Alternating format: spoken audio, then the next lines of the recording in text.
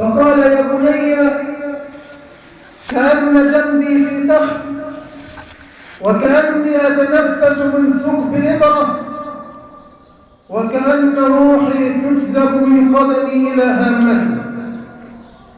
نعود لرواية الإمام مسلم في صحيحه قال فالتفت إلينا وقال إن أفضل ما نعد شهادة أن لا إله إلا الله وأن محمدا رسول الله. ثم قال لقد كنت على أطباق ثلاث. الآن عمرو بن العاص يلخص لنا حياته كلها إلى ثلاثة أحوال، إلى ثلاثة مراحل. لقد كنت على أطباق ثلاث. الحالة الأولى لقد رأيتني وما أحد على وجه الأرض أبغض إلي من رسول الله صلى الله عليه وسلم، وما أحب إلي أن أكون استمكنت منه فقتلته، فلو كنت على ذلك لكنت من أهل النار. فلما جعل الله الإسلام في قلبي أتيت النبي صلى الله عليه وسلم فقلت يا رسول الله أبسط يمينك أبايعك على الإسلام. قال فبسط يمينه صلى الله عليه وسلم فقبضت يدي فقال ما لك يا عمرو؟ قلت أشترط يا رسول الله. قال أتشترط ماذا؟ قلت أشترط أن يغفر الله لي.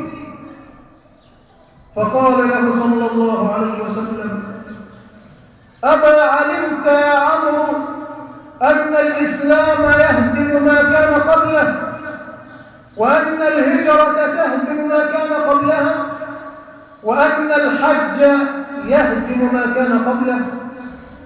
ثم يقول عمرو بن العاص رضي الله عنه وما كان أحد أحب إلي من رسول الله صلى الله عليه وسلم وما كنت أملأ عيني منه إجلالا له صلى الله عليه وسلم، ولو سئلت أن أصفه ما أطقت أن أصفه ولن أستطيع أن أصفه لأنني لم أكن أملي عيني منه عليه الصلاة والسلام إجلالا له. قال عمرو ثم ولينا أمورا لا أدري ما حالي فيها، فإذا أنا مت فلا تتبعني نائحة ولا تتبع جنازتي بنار، فإذا دفنتموني فشنوا علي التراب شنا ثم أقيموا حول قبري قدر ما تنحر جزور ويقسم لحمها حتى أستأنس بكم وأنظر بماذا أراجع رسل ربي به. رضي الله عن عمرو بن العاص وارضاه. هذا الحديث أخرجه الإمام مسلم في صحيحه من رواية عبد الرحمن بن شماسة المهري، وهو يلخص وقد يجمع لنا هذه الأشياء الثلاثة التي تهدم ما قبلها من جميع الذنوب والخطايا والسيئات: الإسلام، الهجرة، الحج. هذا الحديث جمع هذه الثلاثة، وقد يضاف إليها أيضا التوبة وأمور أخرى، ولكننا مع هذا الحديث الذي رواه الإمام مسلم في صحيحه. عمرو بن العاص في سياقة الموت، أي في سكرات الموت، وهو في هذه الحالة الصعبة الشديدة يبكي بكاء طويلا، بالرغم من أن ابنه بشره وذكر له ما أخبر به النبي صلى الله عليه وسلم. وفي هذه المسألة يستحب حسن الظن بالله عز وجل. لابد أن يحسن الإنسان ظنه بالله تعالى وهو في هذه الحالة في سياق الموت، ولابد للصالحين أن يذكروا هذا الإنسان بأعماله الصالحة حتى لا ييأس ولا يقنط من رحمة الله تعالى. كذلك في هذا الحديث أن هذه الأشياء الثلاثة تهدم ما كان قبلها، لأن عمرو بن العاص قال للنبي اشترط ماذا؟ أن يغفر الله له كل ما فعل من الخطايا والسيئات، وأنتم تعلمون كيف كان عمرو يفعل بالمسلمين في بداية الدعوة لما هاجر المسلمون إلى الحبشة وذهب عمرو وأراد التنكيل بهم أمام النجاشي، ورد النجاشي له الهدايا والقصة معروفة. عمرو بن العاص يندم ويبكي، وكذلك يذكر أنه كان يبغض النبي صلى الله عليه وسلم بغضا شديدا، يقول لو قتلت لكنت من أهل النار قطعا، لا شك في ذلك. ثم هداه الله الإسلام وفرح بذلك وأحب النبي حبا شديدا. ثم بعد ذلك يذكر الأمور التي ولي فيها الإمارة وما حدث في عهد معاوية وما دار بين سيدنا علي ومعاوية، لأنه كان في هذه الفتنة كان في صف معاوية، فيندم ندما شديدا على ذلك. ثم أنه يوصي ويخبر بما نهى عنه النبي صلى الله عليه وسلم: لا تتبعني نائحة وهذا شيء محرم، ولا تتبع جنازتي بنار وهذا شيء مكروه.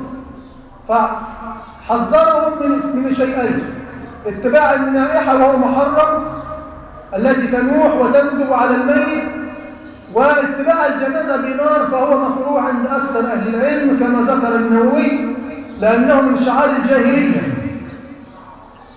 كذلك في هذا الحديث إثبات عذاب القبر وفتنة القبر وسؤال الملكين، فهو يقول: فإذا دفنتموني فشنوا علي التراب شنا، ثم أقيموا عند قبري قدر ما تنحر الجزور يعني الإبل الجمال، ويقسم لحمها حتى أستأنس بكم وأنظر ماذا يراجع به رسل ربي. أيها المسلمون، إن أول شيء من هذه المكفرات هو الإسلام. هذا الإسلام العظيم، لو أن إنسان غير مسلم فعل جميع الذنوب والخطايا والسيئات، قتل فأكثر القتل وزنى وسرق وفعل كل شيء كافرا، ثم دخل في الإسلام وأسلم إسلاما حقيقيا بقلبه لله تعالى، فإن الله تعالى يمحو عنه كل ما فعل في أيام كفره وسنين كفره. هذا هو فضل هذا الدين العظيم. ولذلك روى البخاري ومسلم في الصحيحين من رواية ابن عباس رضي الله عنهما أن أناسا في الجاهلية مشركين أتوا إلى رسول الله صلى الله عليه وسلم فقالوا: يا رسول الله، إننا قتلنا فأكثرنا وزنينا فأكثرنا، وإن الذي تدعو إليه، يعني هذا الإسلام، إن الذي تدعو إليه لحسن، فهل لما عملنا كفارة؟ فقال لهم النبي صلى الله عليه وسلم: ألستم تشهدون أن لا إله إلا الله وأني رسول الله؟ قالوا: نعم.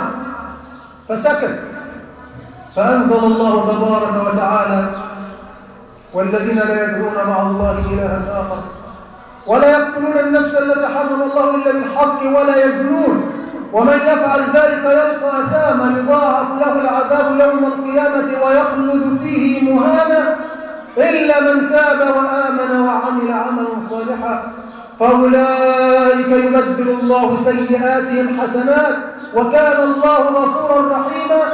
الآيات من سورة الفرقان. وأنزل الله أيضا في سورة الزمر: قل يا عبادي الذين أسرفوا على أنفسهم لا تقنطوا من رحمة الله إن الله يغفر الذنوب جميعا إنه هو الغفور الرحيم. المكفر الأول الذي يهدم جميع ما قبله من الذنوب والخطايا الإسلام، هذا فضل عظيم. وروى الإمام أحمد أن رجلا شيخا كبيرا جاء يتكئ على عصا قد سقط حاجباه على عينيه، يقول: يا رسول الله، رجل غدر وفجر. فقال له النبي صلى الله عليه وسلم: هل تشهد أن لا إله إلا الله؟ قال: وأشهد أنك رسول الله. فقال له الحبيب صلى الله عليه وسلم: قد غفر الله لك غدراتك وفجراتك. فأدبر الرجل يهلل ويكبر، كان كافرا فدخل الإسلام، ففي لحظة يمحو الله له جميع ما فعل. أيها المسلمون، الإسلام هو الإسلام الفعلي، الإسلام العملي، وليس إسلام الأقوال والأسماء. قد تجد رجلا عاش في هذه الدنيا، عاش مسلما سنوات تعد على اليد الواحدة، ولكنه وصل إلى أعلى الدرجات. ورجلا عاش مسلما 70 سنة ولكنه لم يفعل شيئا في حياته بهذا الدين. العبرة بالمسلم الحقيقي، الإسلام العملي، الإسلام الفعلي، وليس بالكلام والأسماء. انظر إلى هذا الصحابي الجليل سعد بن معاذ رضي الله عنه وارضاه. كان يوم إسلامه يوما عظيما على قبيلته وأهله. أسلم جميع بيوت بني عبد الأشهل لأنه كان سيد الأوس. يوم أسلم سعد بن معاذ كان عمره 31 سنة، مات وعمره 37 سنة. كم مسلم؟ كم عاش مسلما؟ 6 سنوات. ولكن 6 سنوات قد تكون أفضل ممن عاش 80 سنة. 6 سنوات مسلم. أصيب سعد رضوان الله عليه، أصيب بسهم في إكحله في غزوة الخندق، فقال: يا رب، إن كان هناك حرب باقية بيننا وبين بني قريظة من اليهود، قبيلة من اليهود، فأبقني لهم، وإن كنت انهيت الحرب فاجعل موتتي فيها وافجرها، يعني افجر هذا الجرح. وقر الله عين سعد ببني قريظة لما حكمه النبي فيهم صلى الله عليه وسلم، وآتوا مقيدين، وذبح منهم 700 أو 800 لأنهم خانوا النبي صلى الله عليه وسلم وخانوا العهد. ثم انفجر بعد ذلك جرح سعد رضي الله عنه وارضاه.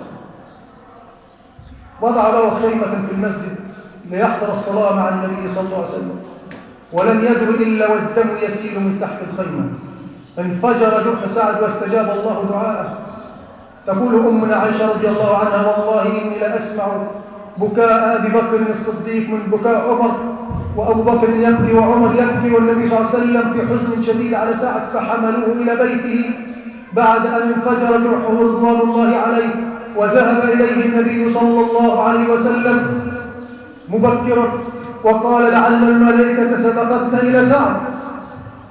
فلما دخل عليه صلى الله عليه وسلم لم يجد موضعا لقدمه من كثرة الملائكة التي نزلت من السماء، حتى أن ملكا من الملائكة رفع جناحه حتى يقف النبي صلى الله عليه وسلم.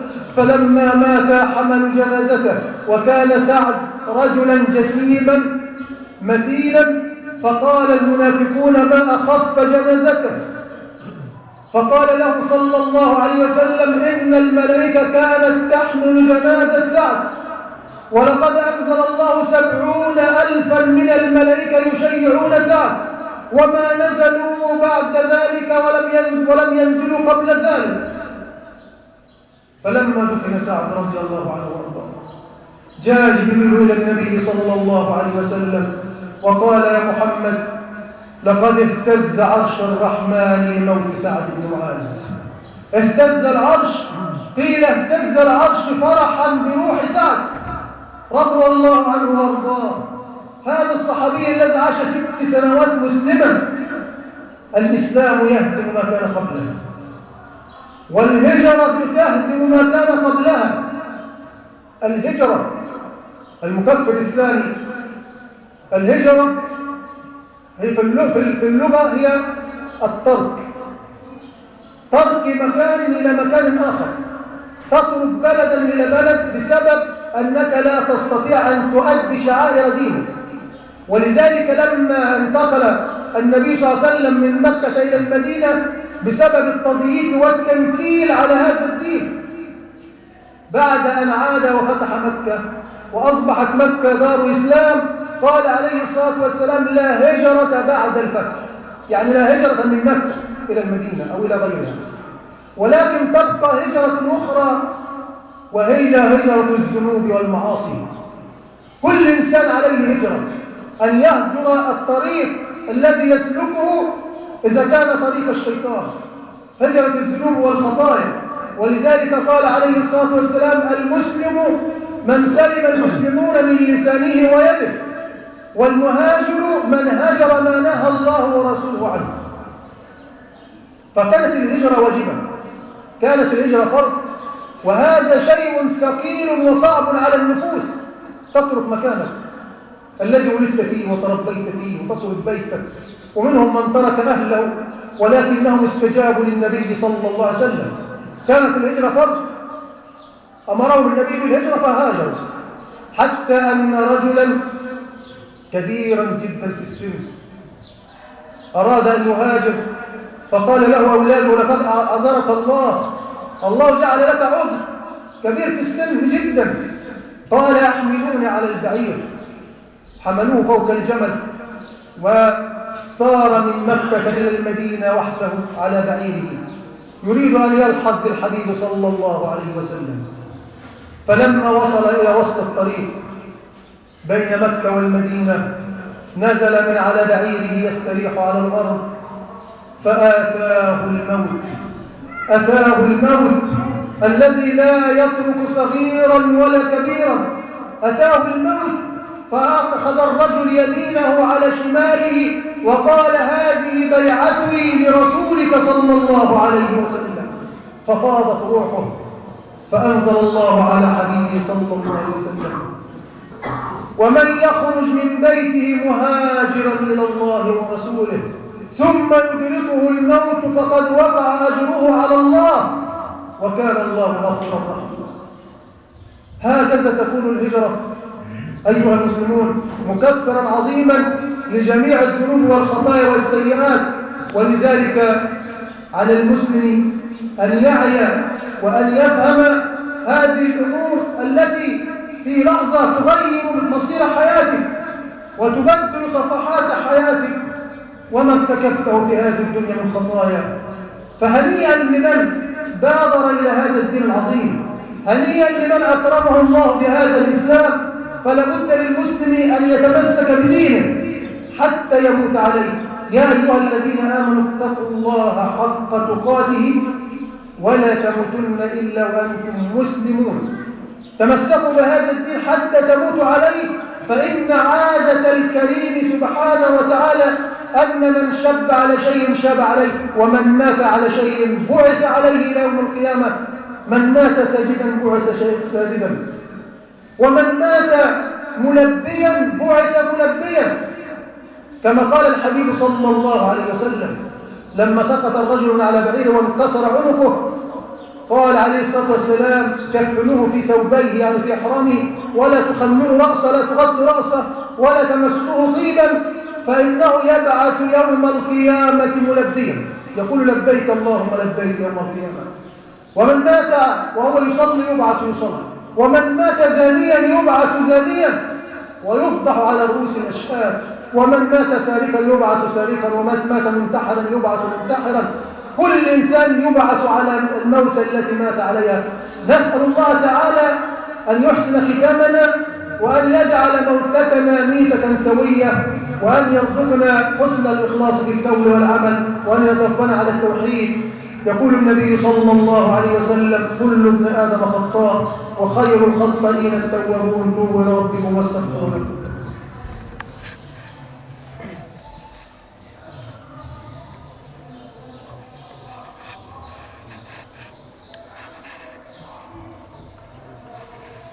الحمد لله رب العالمين.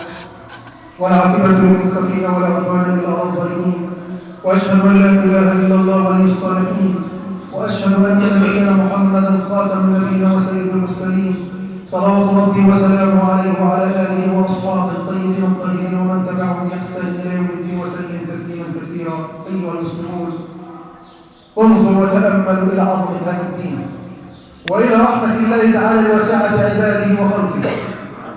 نبينا صلى الله عليه وسلم يدخل في إحدى الغزوات وقبل المعركة بقليل يأتيه رجل مشرك فيقول: يا رسول الله،